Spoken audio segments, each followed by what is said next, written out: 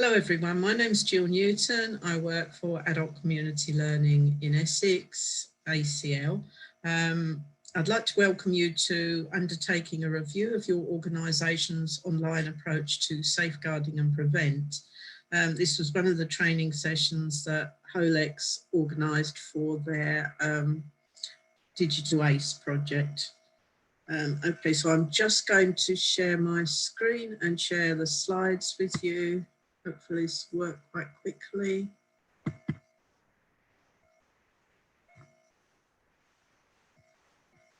Right, so the Digital ACE project was designed to support providers into the next stage of their technical journey, which we all had to make quite quickly once we went into the first lockdown when COVID started, and help them to enhance their offer to learners. The aspect of this obviously is the online safety and safeguarding.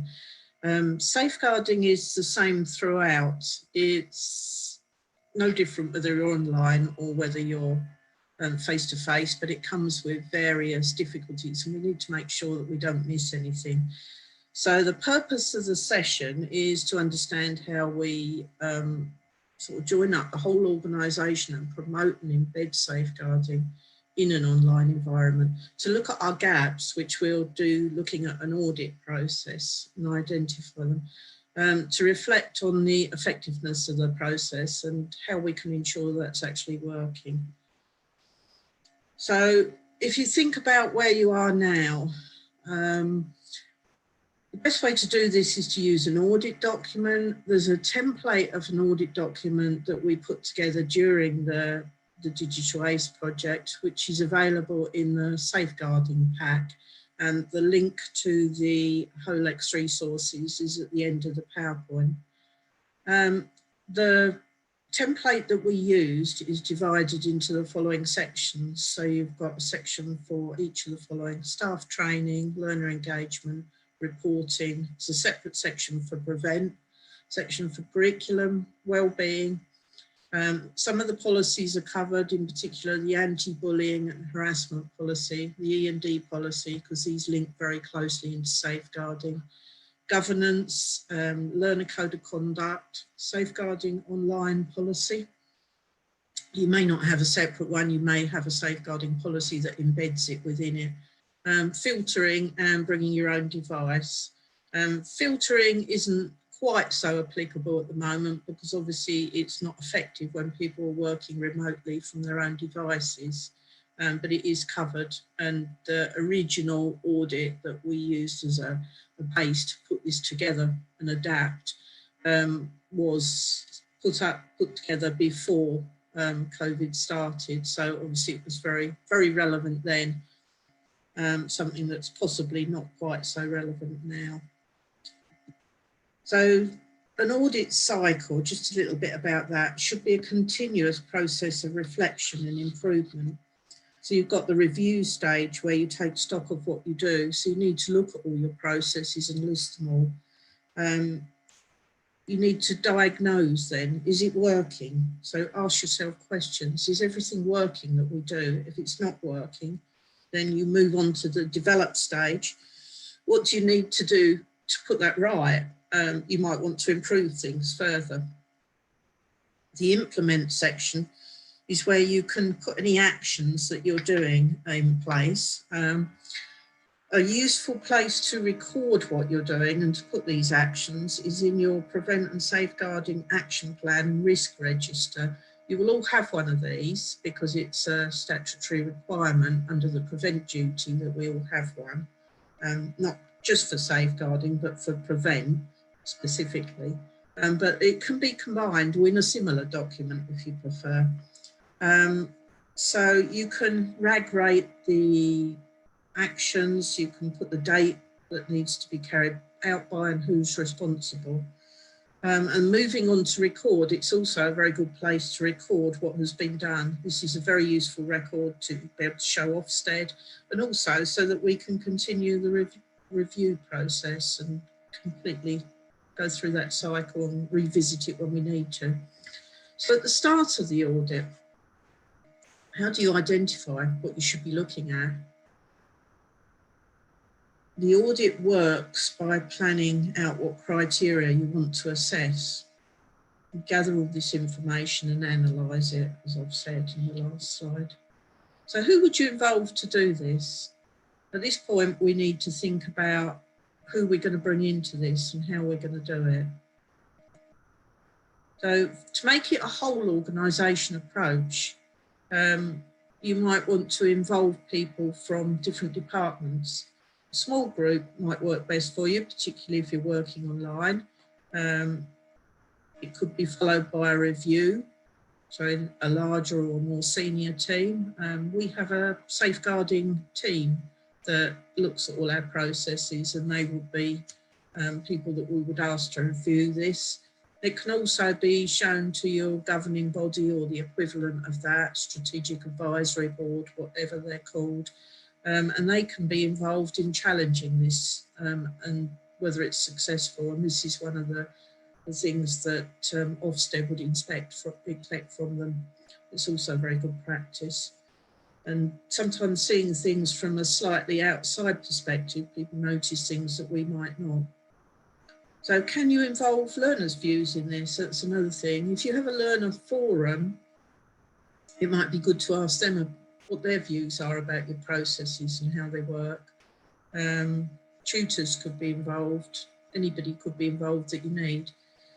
Do you need to involve external experts? If you're really anxious about what you're doing, then an organisation such as Safe and Equal Partnership could be used to assist with an audit, and there might be someone who will come in and do that with you. So how do you get the word out about what you're doing and share it with all your staff? That's another thing to look at as well. So when you're putting together a document, you also might want to think about how you inform it. Documents such as keeping children safe in education and the Ofsted inspection for safeguarding, their document might be a good starting point. So you can work out the questions that you're asking yourself from those documents. Okay, so why would you involve other people? Lots of reasons why you wouldn't just sit and do this on your own. The benefits of involving others are huge. So it helps form trust, which is really good for employer well-being. They know what's going on. The things aren't being done to them behind their backs. So you have staff in certain areas who have more expert knowledge of processes and can make better decisions. They're more likely to be able to give you information for certain areas. And that's areas such as health and safety. You might find that within your organisation there's someone different who's got responsibility for it. It can increase morale by creating a feeling of belonging. Staff will have an increased commitment to success. If they're asked right at the start of a process, staff will be much more likely to engage with any improvements that you need to make and to take them on board. It's a much more transparent process. Everyone knows what's going on. And I really like that last statement. No one of us knows as much as all of us. I think that's really good. So if you're thinking about your processes and what could go wrong with them, negative brainstorming is quite a good tool to use within a meeting. So it can be used at the diagnose stage of the audit cycle. We need to know that all the processes work. So an example of that is on the slide. So if you had policies in place, but when asked by Ofsted, staff were completely unaware of them and didn't know where to find them. Obviously, it's not just Ofsted that applies to, it's about keeping our learners safe, which is our priority. And would you know, if staff weren't aware of policies, that they were actually aware what to do if there was a concern raised and would know who to report it to and how to follow the correct processes. So it's a good tool for, involving people and making sure that you're not missing anything and you haven't got gaps. So how do you make sure your staff and your learners are aware of everything you're doing? If you're making changes, there need to be updates that are notified to your staff and your learners sometimes. So through training, through staff newsletters. We have a particular newsletter for safeguarding that goes out regularly once a month. We put different aspects of safeguarding within that. So any changes to your systems, something like that is a really good way to notify people. At meetings, at team meetings, safeguarding should be a heading on all agendas. So anything new, any changes can be highlighted at those meetings. Any particular forums that you have, mentioned earlier, your governance forum, if you've got one. So regular meetings that they will have.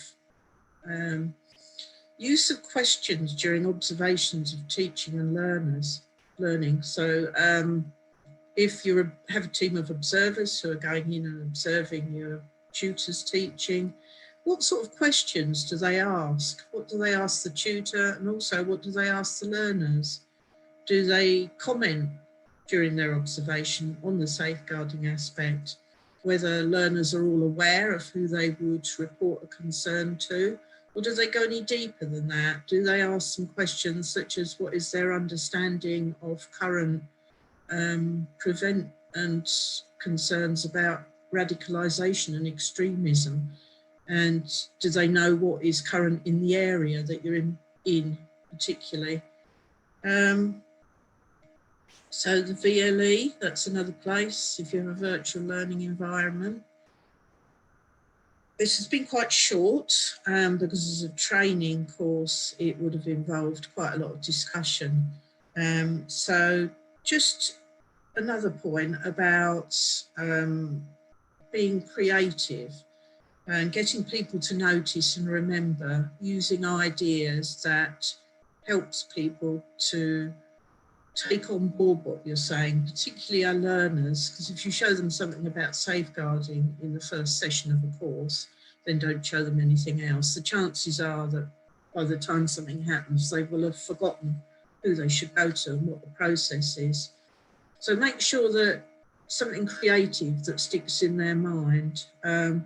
I made a short video to show to all our classes. So at the start of this, start of their courses, they've all had this video shown to them. It's only about 3 or 4 minutes long.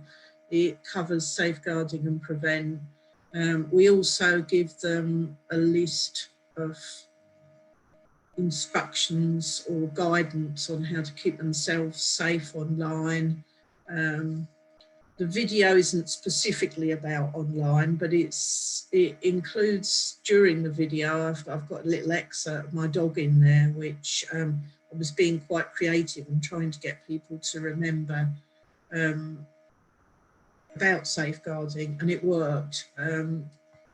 The element with the dog in is about British values, actually, and it's talking about my dog coming from Spain and being a rescue dog, and people saying to me, why would you get a dog from Spain? We've got plenty of our own. So I was talking about inclusion and I was relating it to that. So I said, you know, other dogs don't treat her any differently, so why would we think that she's less deserving of a home? And suggesting that we can apply this to different parts of our lives. So that stuck in people's minds. So I think the idea is whatever you're doing, to try and be creative and try and get things that stick in people's minds in a creative way, and so that they remember it. I think that's probably enough from me for now. So thank you for listening and keep safe.